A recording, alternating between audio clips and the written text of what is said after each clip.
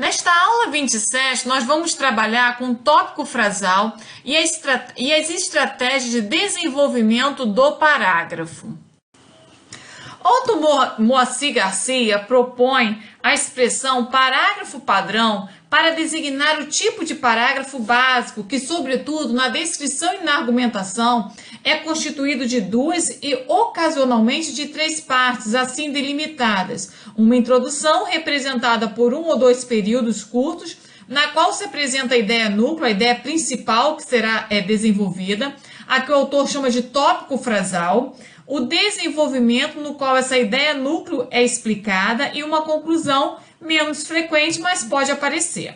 Nós vamos chamar aqui o tópico frasal de tópico de parágrafo, como também o faz Abreu, para não confundi-lo com aquelas expressões de tópico que aprendemos na aula passada, de topicalização, quando nós deslocávamos um determinado termo para a esquerda da frase para dar ênfase. Então, ao invés de falar em tópico frasal aqui, nós vamos falar em tópico de parágrafo, tá? Então,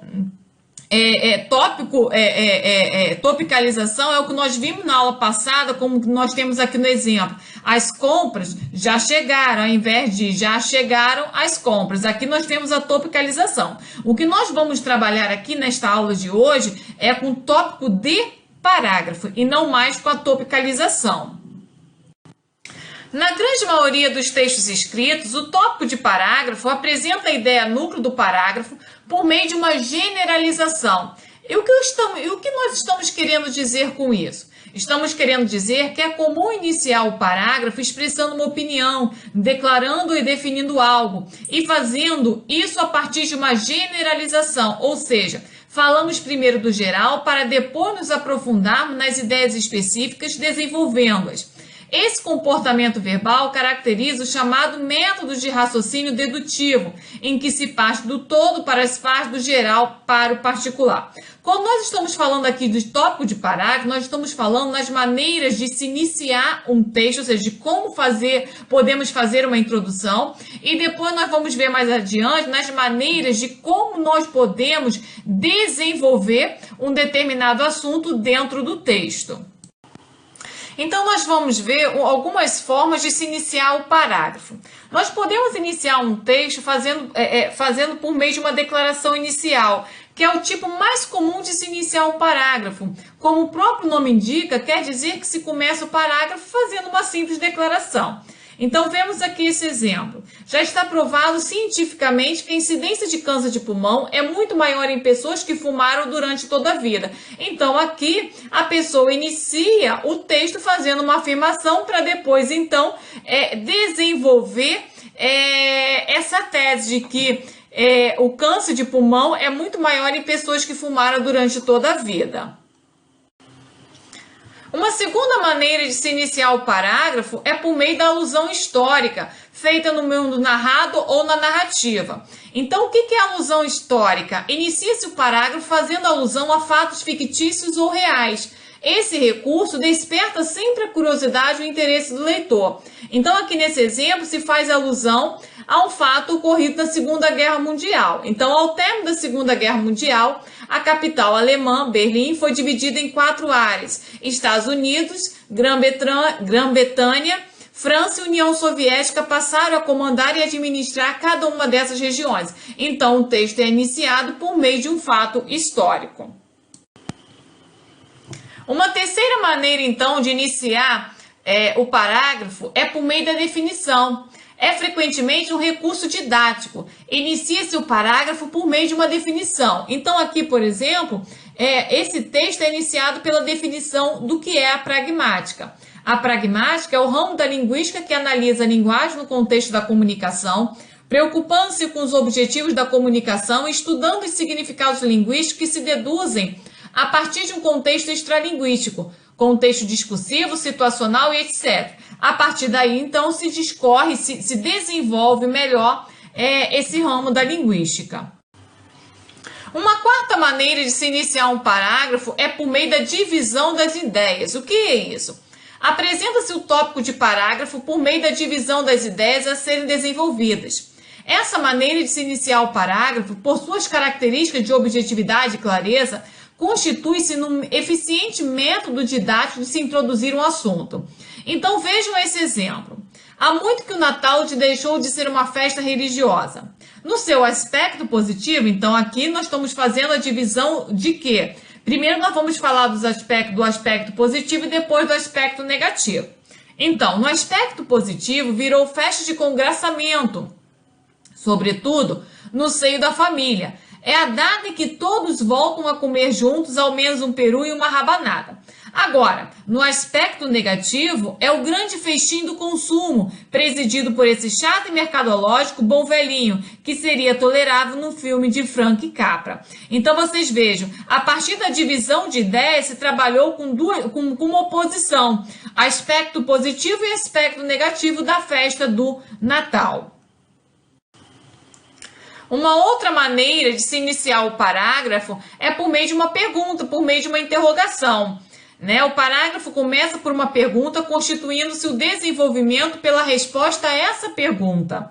Quem dá o nome aos seres? Aí se responde, ao primeiro homem, conta o livro do Gênesis, foi dado o poder de nomear. O poder de nomear significava para os antigos hebreus dar às coisas a sua verdadeira natureza, ou reconhecê-la. Esse poder é o fundamento da linguagem e, por extensão, o fundamento da poesia. Então, a interrogação é mais uma maneira de sair daquela forma mais usual de se iniciar o parágrafo, que é por meio de uma declaração inicial. Então, aqui você inicia o parágrafo fazendo uma provocação ao leitor por meio de uma pergunta e, em seguida, você faz o desenvolvimento respondendo a pergunta.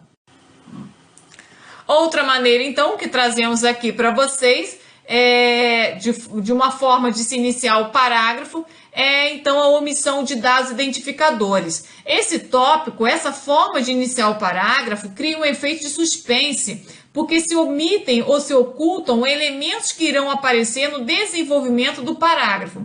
Então é muito utilizada essa omissão de dados identificadores, é muito utilizado, por exemplo, em textos de suspense. Veja um exemplo.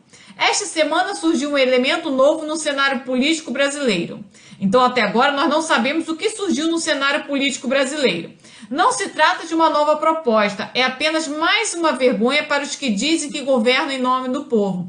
Então, imaginem vocês uma reportagem ou um editorial iniciado dessa forma. Provoca um suspense e, de certa forma, desperta a curiosidade do leitor para continuar a leitura.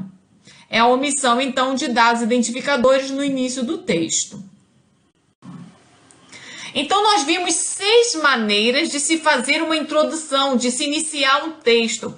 São 6 formas para sairmos da zona de conforto de iniciar um texto sempre fazendo uma declaração inicial, que é a forma mais comum de se iniciar um texto, por meio de uma simples declaração. Mas nós já vimos que podemos iniciar um texto por meio de uma omissão de dados, fazendo um suspense. Já vimos que podemos iniciar um texto fazendo uma provocação ao leitor por meio de uma interrogação. Podemos iniciar um texto fazendo uma divisão, mostrando pontos divergentes. Podemos iniciar um texto por meio de uma definição. Então, são formas para diversificarmos a introdução de um determinado texto. Não começarmos sempre o texto da mesma forma. Podemos diversificar essa escrita.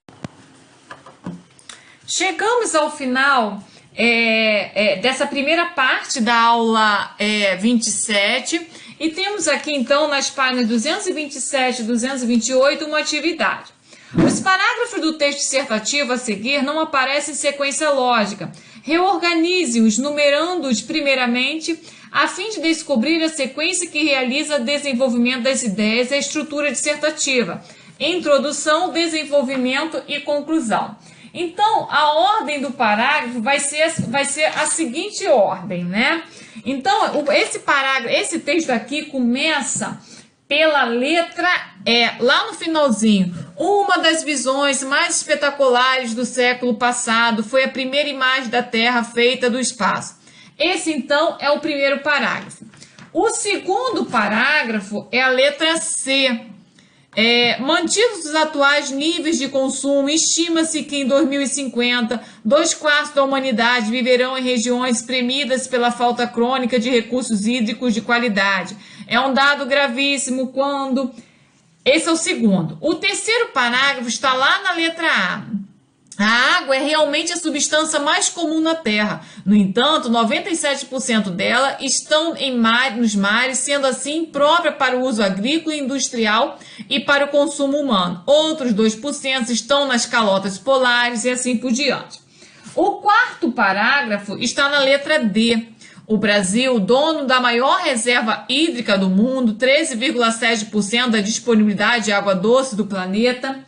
O quinto parágrafo está então, o quinto e último parágrafo está então na letra B.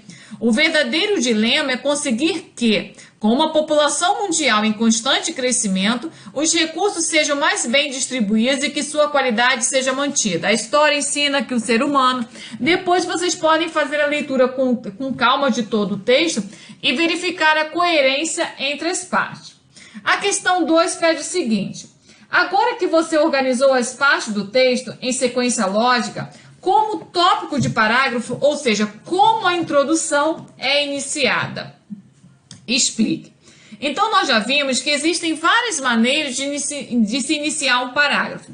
No texto dessa revista aqui, da revista Veja, inicia-se então a introdução fazendo alusão a um fato passado. Uma das visões mais espetaculares do século passado foi com o verbo no mundo passado, pretérito perfeito. Então, aí o verbo ser foi. E ainda no mesmo parágrafo se faz uma declaração. Então, vocês vejam, logo no início do parágrafo, uma das visões mais espetaculares faz referência ao fato passado, né? Alusão ao fato passado. No meio do parágrafo se faz uma declaração. Neste início de século, uma preocupação recorrente e justificada é de que a água continua. Então, na segunda parte, o verbo já aparece no presente do indicativo, o verbo ser na forma do é. Então, nessa segunda parte, nós já temos o mundo comentado. Então, se inicia por meio de uma alusão histórica, com o verbo no passado, e na metade da introdução, se passa para o mundo comentado por meio de uma declaração inicial, com o verbo, obviamente, no presente.